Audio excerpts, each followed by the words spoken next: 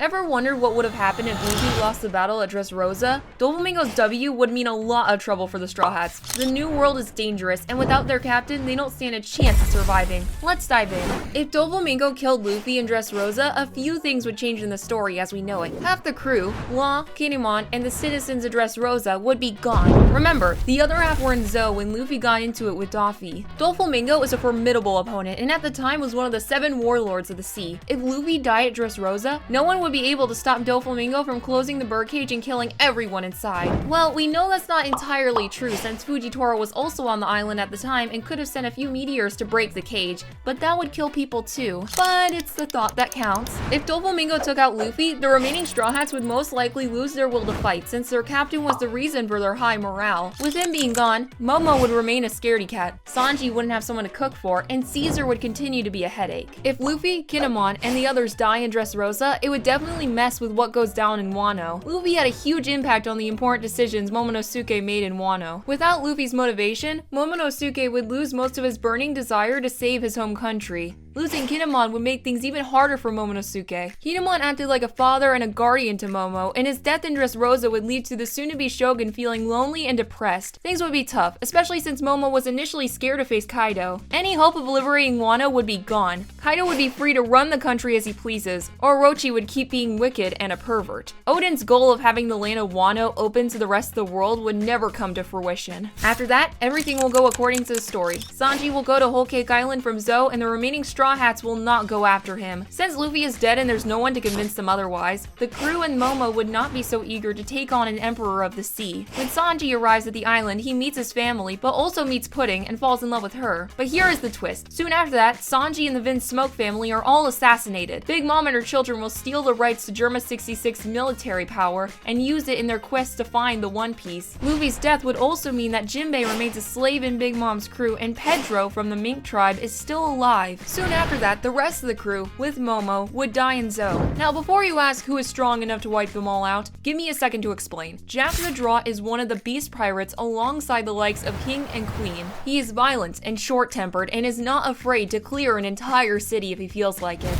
Tell me if that sounds like someone a skeleton, a reindeer, and Cook could handle. He wanted to kill everyone in Zou, but was interrupted by Luffy. With Momo dead in this scenario, there's a chance that the Wano arc wouldn't have happened. After all, the country would need a new shogun after Kaido and Orochi are taken out. Now let's talk about how Luffy's death would affect Sabo and Dragon, as well as what happened to the Straw Hats. Sabo has a strong emotional connection with Luffy, given their shared childhood and the bond they formed as kids. If Luffy was killed by Doflamingo, Sabo would most likely be devastated and filled with grief. Sabo's character has been shown to be protective of his loved ones, and losing Luffy would likely be a painful experience for him. His reactions would include a mix of sorrow, anger, and a desire for vengeance against Doflamingo. Seeing that he's still there on the island, he would most likely dare to fight Doflamingo and take him out right then and there. He wouldn't only be avenging Luffy's death, but Ace's also. After all, Ace died so that Luffy could live on. Now let's talk about Dragon, Luffy's father, though their relationship hasn't really been shown in the series. Sometimes I wonder if Luffy even knows he has a dad. It's reasonable to assume that Dragon would be deeply affected by the death of his son. As the leader of the Revolutionary Army, Dragon is known for his strong sense of justice in opposition to the world government. The death of his son, who has been challenging the status quo, would only solidify his resolve against the tyrannical rule of the 5 emperors. Luffy's grandfather would also be devastated at the loss of his grandson. When Ace died, Garp cried and blamed himself for not putting him on the right path. Luffy dying would only add to the pain and heartache. He would most likely retire from the Marines and try to live out the rest of his days like Sengoku. If the remaining Straw Hats are still alive, he would beg for them to give up the life of being a pirate since he lost everything he loves to it. Dragon, his son, would reach out to his father and apologize for not being more involved in the life of Luffy. Doffy would still manufacture smile fruits and supply them to Kaido, and Kaido's army would grow strong. He would take over Wano, killing Orochi and making sure the country never sees a bold shogun like Oden ever again. He would also make sure the people of Wano live in poverty with no clean source of food, water, or shelter. If Kaido and Big Mom were still alive, this would mean there would be no new emperors to replace them. We also know that if a Devil Fruit user dies, their Devil Fruit respawns somewhere near the location they died. The world government would be after the Hito Hito no Mi model Nika to hide its true powers from the world. In the original timeline, Shanks raided the ship it was on and stole it. Looking back, Shanks must have known the true power of the Gomu Gomu no Mi and wanted to keep it for himself. After all, why would he have taken it in the first place? Now let's talk about a major asset in Wano that helped take down Big Mom, Eustace Kid. As we all know, Kid is an overconfident maniac that thinks he could take down anyone he wants. For example, when he was in Elbaf trying to pick a fight with Shanks, an Emperor of the Sea, he knew he was nowhere near Shanks' strength level but still chose to fight him, and we all know how that turned out. He got divine departured out of the Grand Line. Chances are he definitely tried to pick a fight with Kaido, alone. And with Kaido's army of strong, smile fruit soldiers, the Kid pirates don't stand a chance. Even if Law decided to help him out, the two would still struggle against the monster. With the love of her life gone, Boa Hancock would be angry. She would find Doflamingo and look for a way to kill him. Since Luffy's Devil Fruit would respawn close by, she would take the Gomu Gomu no Mi and keep it in a safe place as she mourns the death of what was her future husband. If the remaining Straw Hats survive, she would want them to join her crew so they can combine both Jolly Rogers.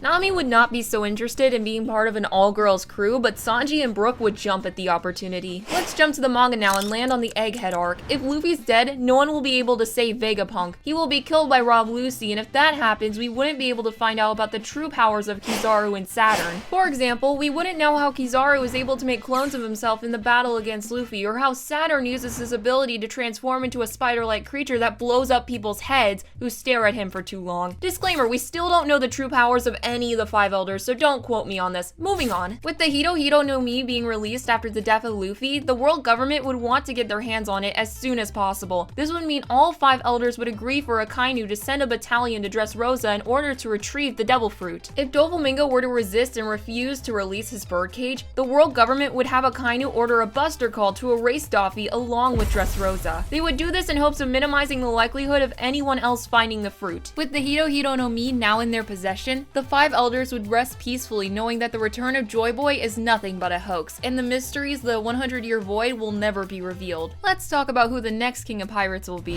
With Luffy gone, Shanks stands a chance at becoming Pirate King. He's traveled the world with Roger, he has in his possession 3 of the 4 phonoglyphs, he is a figureland, which means he has a really high-class family in Mary Joie, and he has extraordinary strength and is the leader of one of the most wanted crews in the New World. Now, I know a lot of people would have chosen Kaido, but the reason I chose Shanks is because during the Marineford War arc, Kaido wanted to actually join the battle and kill Whitebeard, but was ultimately stopped by Shanks. For someone the size of Kaido to be intercepted by Shanks to the point of retreating, just what exactly did Shanks do to him? Moreover, when Ryokugyu came to Wano to kill Luffy after being crowned as a Yonko, Shanks was able to simply stop the Marine Admiral with his Conqueror's Haki. He wasn't even on the island yet, and he forced the poor Admiral to retreat. Also, since Doflamingo arguably would have nothing in his way, he most likely would evolve to become the strongest existing warlord in the Navy. As a member of the Celestial Dragons, Doflamingo is free to do as he pleases. With a strong alliance with Kaido and his reputation as a world noble, let's just say that Dofi could possibly become a 5th emperor, assuming nothing happens to the others. Even if Buggy the Clown were to emerge and form his cross guild, there's a strong chance that Doflamingo wouldn't allow them to prosper. With so much power, he could easily see to it that Rob Lucci or any existing member of CP9 assassinates any potential threat to his reign. What do you think would happen if Doffy beat Luffy at Dressrosa? Leave your comments down below. Be sure to watch our next video so you don't miss out on some more awesomeness.